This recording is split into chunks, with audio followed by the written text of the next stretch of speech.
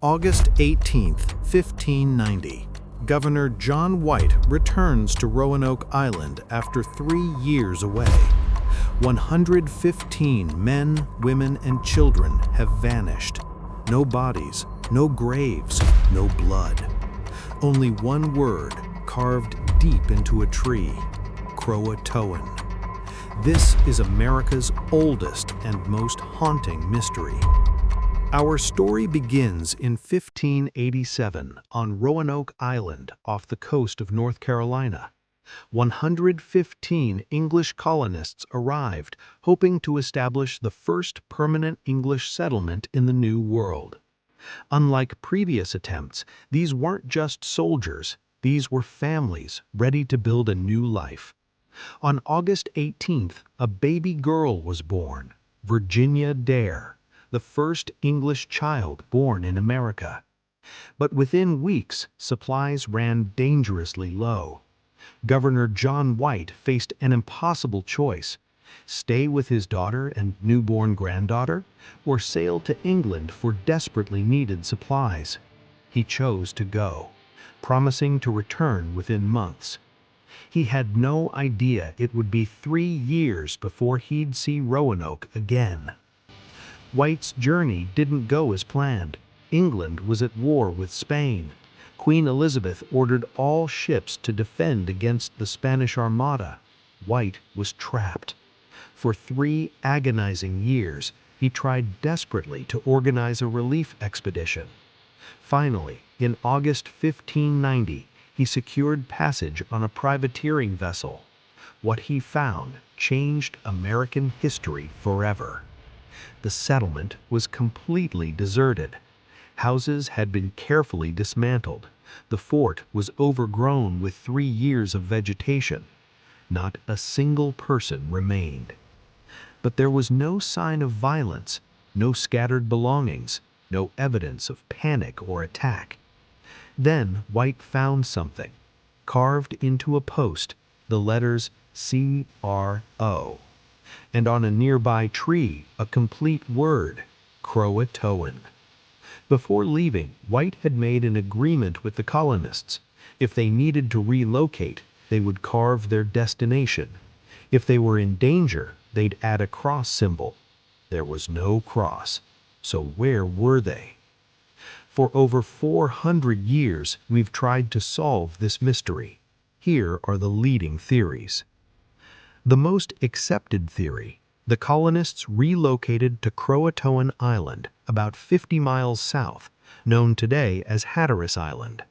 The Croatoan tribe, led by Chief Manteo, had been friendly with the English. Manteo had even traveled to England with earlier expeditions. Facing starvation and isolation, joining Manteo's tribe made perfect sense. Modern evidence supports this. Archaeologists have found 16th-century European artifacts on Hatteras Island: sword parts, gun components, pottery, all dating to the right period. Even more compelling, DNA studies of the Lumbee people of North Carolina show European genetic markers. Some Lumbee families have surnames identical to Roanoke colonists. Historical records describe them having gray eyes and speaking English when Europeans first encountered them in the 1700s. The colonists didn't mysteriously vanish, they survived by joining the Croatoan people. In 2012, researchers made a stunning discovery. Using advanced imaging on John White's original maps, they found hidden symbols covered by patches indicating settlements 50 miles inland. Archaeological teams dug at these exact locations and found European artifacts from the late 1500s.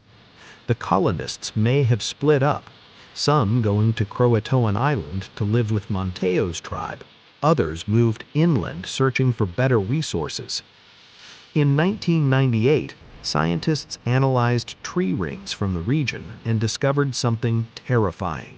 The colonists arrived during the worst drought in 800 years. This Megadrought lasted from 1587 to 1589, exactly when the colony was struggling. Water sources dried up, crops failed, game disappeared. The colonists didn't mysteriously vanish. They were forced to scatter and integrate with Native American tribes to survive. Some historians suggest Spanish forces discovered and attacked the colony.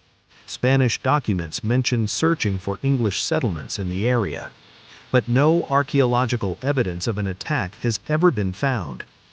Another possibility comes from Jamestown, established in 1707. Chief Powhatan reportedly told those settlers he had massacred English colonists living with nearby tribes, possibly Roanoke survivors. Some colonists may have lived peacefully with Native Americans for years before being killed in intertribal conflicts. The truth is probably a combination of these theories. Recent archaeology continues to reveal new clues. Excavations have uncovered a 16th century rapier, early gun parts, English pottery, and even a signet ring that may have belonged to a colonist. Genetic research continues to trace potential descendants. The evidence points to a clear conclusion. The colonists didn't mysteriously disappear into thin air. They made rational survival decisions in desperate circumstances. Here's what most likely happened. Facing drought, dwindling supplies, and the harsh reality that John White might never return, the colonists did what they had to do to survive. They split into groups. Some traveled to Croatoan Island to live with Manteo's tribe. Others moved inland searching for better resources. Over time, they integrated with Native American populations. Their English identity gradually faded, but their descendants lived on. That word, Croatoan, wasn't a mystery or a curse. It was exactly what John White hoped to find, a message telling him where they'd gone. The real tragedy? Storms prevented White's ship from reaching Croatoan Island. He was forced back to England. He never saw his daughter or granddaughter again. The lost colony wasn't lost. They became something new, part of the fabric of America itself. What do you think happened to the colonists of Roanoke? Let me know in the comments. If you enjoyed this mystery, subscribe for more forgotten history and unsolved cases. Thanks for watching.